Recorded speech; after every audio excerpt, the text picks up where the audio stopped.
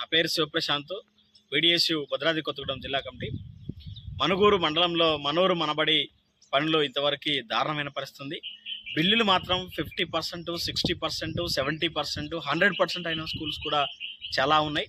సెలెక్టెడ్గా ఉన్నటువంటి మనూరు మనబడి స్కూల్ సంబంధించిన దాంట్లో లక్షలాది కోట్లాది రూపాయలని ఈరోజు మనుగూరు మండలంలో శాంక్షన్ అయ్యాయి.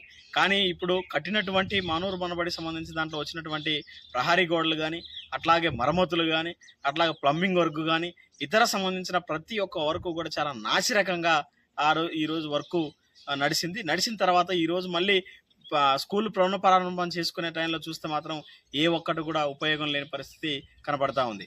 మనూరు మనబడి సంబంధించిన నిధులు మొత్తాన్ని కూడా పక్కదారి పట్టించారు. కాంట్రాక్టర్ సంబంధించిన కమిషన్ల కోసం మాత్రమే ఈరోజు మనూరు మనబడి ఉపయోగపడదు తప్ప విద్యార్థులకు కానీ విద్యారంగ సమస్యల పరిష్కారానికి కానీ మాత్రం ఎక్కడా కూడా ఉపయోగపడలేదనేది క్లియర్గా కనబడతా ఉంది. దాంతోపాటు మనుగూరు మండలంలో ఉన్నటువంటి ఎంఈఓ గారు కానీ మాత్రం దీన్ని పట్టించుకునే పరిస్థితి లేదు.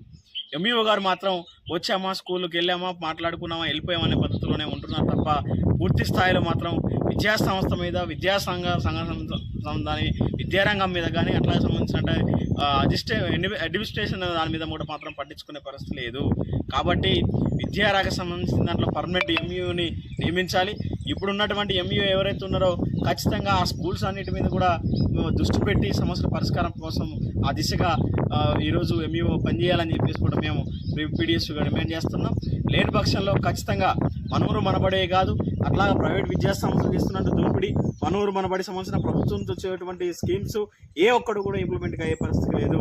కాబట్టి పీడీఎస్ ఆధ్వర్యంలో ఖచ్చితంగా పోరాటం నిర్వహిస్తామని చెప్పేసి అట్లాగే